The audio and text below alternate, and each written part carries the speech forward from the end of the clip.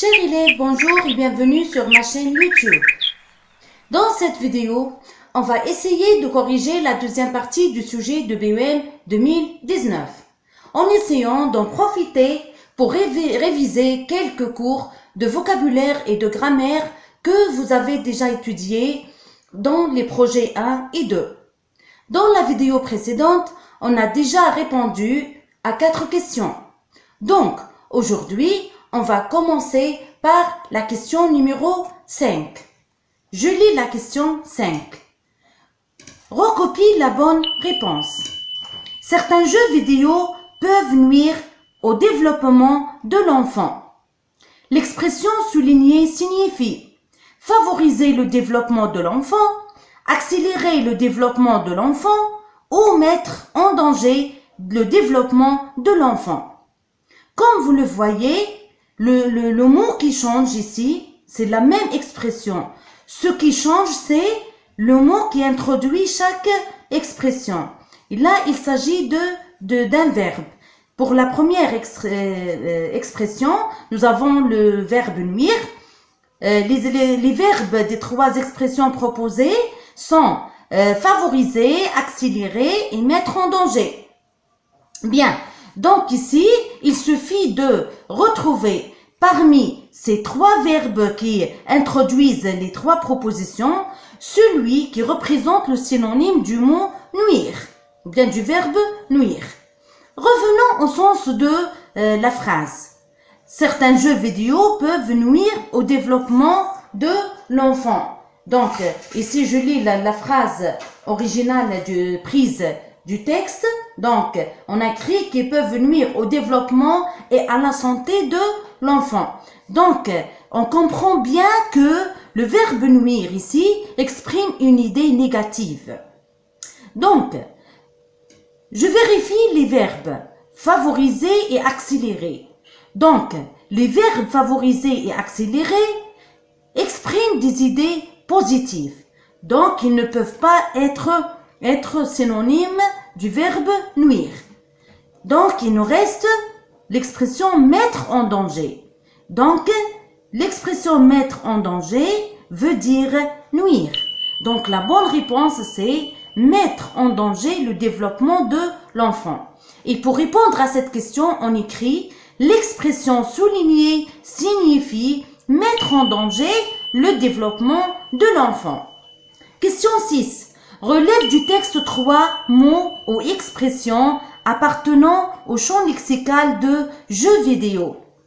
Bien, donc ici, il s'agit de repérer du texte les mots qui se rapportent, ou bien les expressions aussi, qui se rapportent au thème jeux vidéo.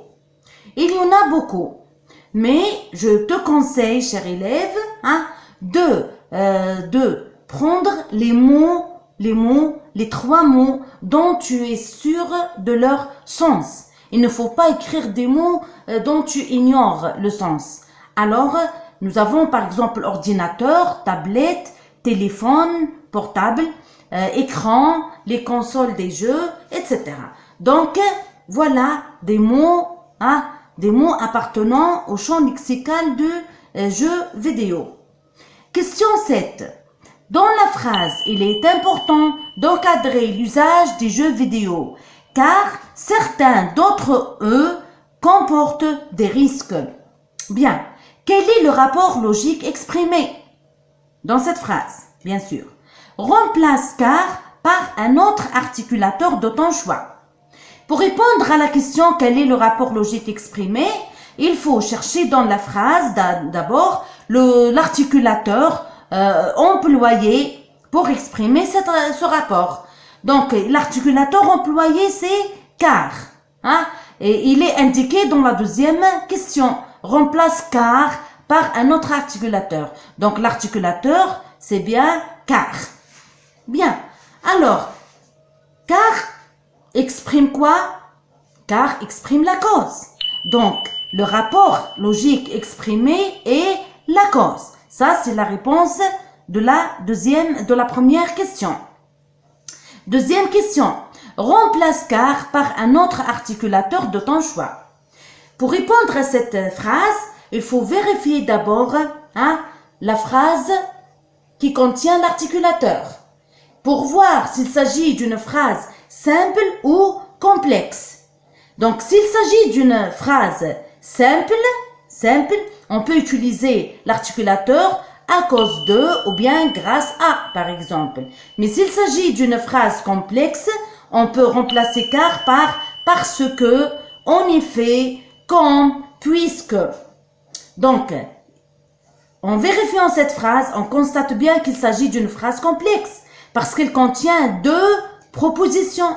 Proposition 1 et proposition 2. Donc, c'est une phrase complexe. Les mots qui expriment la cause dans la phrase complexe sont car, parce que, en effet, comme et puisque. Je peux remplacer car par parce que et j'obtiens la phrase suivante. Il est important d'encadrer l'usage des jeux vidéo parce que certains d'entre eux comportent des risques. Très bien.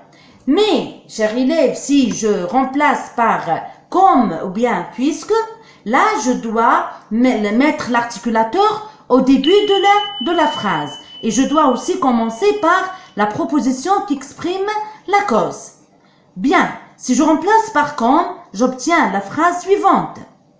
Comme les jeux vidéo, comme certains jeux vidéo comportent des risques, il est important d'en encadrer l'usage. Voilà. Bien. Relève du texte numéro 8. Relève du texte une proposition subordonnée relative et une proposition subordonnée complétive. Très bien. Donc, pour répondre à cette question, il faut écrire la réponse exacte. C'est-à-dire, on nous demande de relever seulement la proposition subordonnée. Donc, il ne faut pas relever toute la phrase complexe. Je vous explique par cette petite analyse que j'ai préparée. Bien, regardez bien. Ici, ce sont des phrases que j'ai repérées du texte, qui se trouve dans le texte. La phrase qui exprime, dans laquelle on trouve la subordonnée relative. Certains jeux vidéo comportent des risques et des pièges qui peuvent nuire au développement et à la santé de l'enfant. Comment j'ai pu trouver la phrase dans laquelle il y a la subordonnée relative? Tout simplement, il faut chercher les pronoms relatifs dans le texte. Les pronoms relatifs sont qui, que, dont, où, auquel, à laquelle, auquel, au pluriel, etc. Bien, quand je trouve le pronom relatif, ici j'ai trouvé qui. Le pronom relatif c'est qui. Donc, la proposition introduite par ce pronom relatif représente une proposition subordonnée relative. Bien. Maintenant, pour la proposition subordonnée complétive.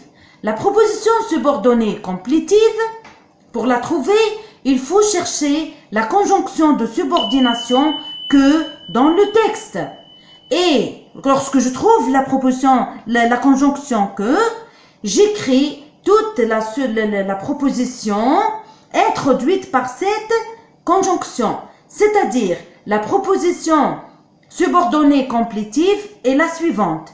Que parmi les solutions à un problème, plusieurs comportements violents sont possibles. Ça, c'est la proposition subordonnée complétive. Et là, il faut faire attention parce que nous avons ici que, conjonction de subordination, et que, pronom relatif. Donc, il faut faire la différence entre les deux. Et pour distinguer les deux, donc il faut vérifier le mot qui se place avant. Ici, le mot qui se place avant qui, c'est des risques et des pièges. C'est un nom, ce sont deux noms. Et nous avons la proposition relative complète le sens du nom risque et des pièges. C'est-à-dire, on pose la question, quel risque et piège?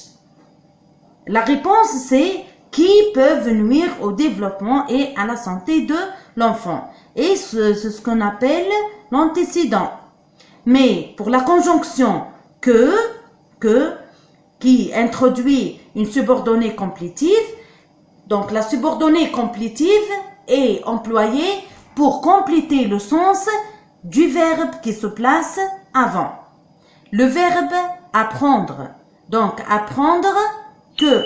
Donc ici cette proposition complète le sens du verbe apprendre. Donc c'est une proposition complément d'objet direct du verbe apprendre. Et faites attention ici, à l'enfant, ce n'est pas un antécédent. C'est un complément d'objet indirect. Apprendre à qui? À l'enfant. Apprendre à l'enfant quoi? Que parmi les solutions à un problème, etc. Donc ça, c'est le complément d'objet du verbe apprendre. Bien, voilà pour la vidéo d'aujourd'hui. Hein? Donc, on a répondu aux questions relatives, des questions de vocabulaire et de grammaire. Bien, donc, on se rencontrera dans la prochaine vidéo, Inch'Allah. Hein? Salam.